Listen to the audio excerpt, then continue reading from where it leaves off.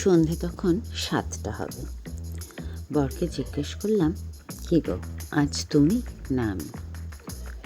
বর সাথে সাথে বলল, আমার কিছু কাজ আছে আজ, তুমি সামলে নিও। দুর্বাসার মতো অগ্নিদৃষ্টি নিক্ষেপ করে আগে কোত কোত করে এক গ্লাস জল খেয়ে নিলাম।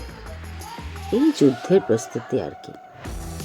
যারা বলেন হাতিকে জাঙ্গিয়া পড়ানো খুব কঠিন কাজ, আমি বলবো তারা আমার ছেলেকে একদিন পড়াশোনা করিয়ে দেখাক। হাতিকে জাঙ্গিয়া কেন, আমি বিকিনিও পরিয়ে দেব। এই যে পড়াশোনার এই পুরো প্রসেসটা চলে প্রায় 3 ঘন্টা। প্রথম 1 ঘন্টা তো শুধু চলে বার্গেনিং। আমার তখন নিজেকে গড়িয়াহাটের শাড়ি বিক্রেতা বলে মনে হয়, আর আমার ছেলে সেই সম্ভাব্য খদ্দের বৌদি, যার শাড়ি কিনলেও চলে, না কিনলেও কিছু যায় আসে না, কিন্তু আমাকে বিক্রি করতেই হবে। রূপু, ম্যাথস কর, একটা ওয়ার্কশিট। না, হাফ করব। ঠিক আছে, হাফ ওয়ার্কশিট আর 2টো গ্রামার। না, হাফ ওয়ার্কশিট আর 2টো প্যারাগ্রাফ। না, একটা ওয়ার্কশিট আর একটা পেজ হ্যান্ডরাইটিং। আচ্ছা, শুধু ওয়ার্কশিট, নো হ্যান্ডরাইটিং। এত লজ্জা করে না? এত বড় ছেলে হয়ে গেলে এখনও রিক্টার স্কেলের মতো হ্যান্ডরাইটিং। তো teacher said my handwriting is the best in the class. তোর টিচারের 2টো চোখ না একটারে? হোয়াট? না কিছু না। এই বাপু এখনকার টিচারদের হয়েছে একটা ঢং।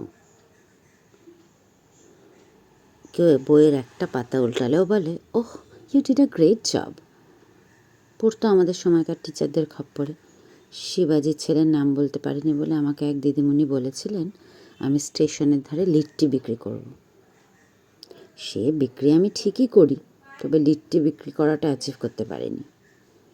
স্বাভাবিকভাবেই ছেলের টিচারের স্তুতি বাক্য শুনে আমার ছেলের কনফিডেন্স সোজা চাঁদে গিয়ে বসে আছে। রোজ একটা করে চন্দ্রযান পাঠাই নামিয়ে আনার জন্য, আর তারপর সপ্তমে গলা চড়িয়ে একসাথে উষা উত্তপের মতো ভারী, শুভম উদ্গলের মতো চড়া এবং শঙ্কর মহাদেবনের মতো ব্রেথলেস গলায় যতক্ষণ না বলি, রূপো, পুরো ওয়ার্কশিট আর ম্যাথস যদি না করেছ তাহলে মোবাইল পাবে না কিন্তু। এবার কিছুটা কাজ হয়। ছেলে গুটি গুটি পায় গিয়ে নিজের টেবিলে বসে।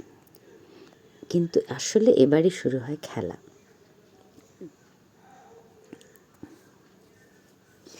শর্করা রোগীর মতো, মানে ডায়াবেটিকের মতো, প্রতি 5 মিনিটে পাবে টয়লেট। কানে পেন্সিল গুজে, পেন গুজে ঘরের সিলিংয়ের দিকে এমনভাবে তাকিয়ে থাকবে যেন ওখানে হ্যারি পটার ম্যাজিক শো দেখাচ্ছে। খাতার কোনায় ওপরে ডান দিকে বিভিন্ন শিল্পকলা প্রকাশ পাবে এবং তা দেখে এত খুশি হবে যে নিজেকে ভিনসেন্ট ভ্যান গগ মনে করবে। আর তারপর শুরু হবে মধু খাওয়া ভাল্লুকের মতো ঝিমুনি। এমন ঝিমুনি দেখে দয়া করে যদি বলেন, যা আজ আর করতে হবে না, তখনই সে ভুলভুলিয়ার মঞ্জুলিকার মতো জেগে উঠবে আর সারা বাড়ি জোরে জোরে নেচে বেড়াবে। আমি আবার সেই জেনারেশন যারা মায়ের মুখে তর্ক করলে কপালে জুটেছে ফ্লাইং ডিস্কের মতো ধেয়ে আসা খুন্তি, চুলের মুঠি ধরে দেয়ালে মাথা ঠোকা কান মোলা, যা খাওয়ার পর কান কাশ্মীরের আপেলের মতো লাল হয়ে যেত, আর চূড়ান্ত দুষ্টুমি করলে অন্ধকারে বাড়ির বাইরে। এসব আবার এখন চাইল্ড অ্যাবিউসের মধ্যে পড়ে। তাই আপাতত আমি চোখ বন্ধ করে রামদেব বাবার কথা মতো নিঃশ্বাস ভেতরে নিচ্ছি আর বাইরে বার করছি, আর ভাবছি এই 3rd ডিগ্রি প্যাদানোর আগে ঠিক কী কী প্রিকশন নিতে হবে। জানলার পর্দা ফেলতে হবে, দরজা বন্ধ করতে হবে, আর নয়েজ কন্ট্রোল করার জন্য হনুমান চালিসাটা চালিয়ে দিতে হবে। আর কিছু ভুলে যাচ্ছি না তো? রূপো।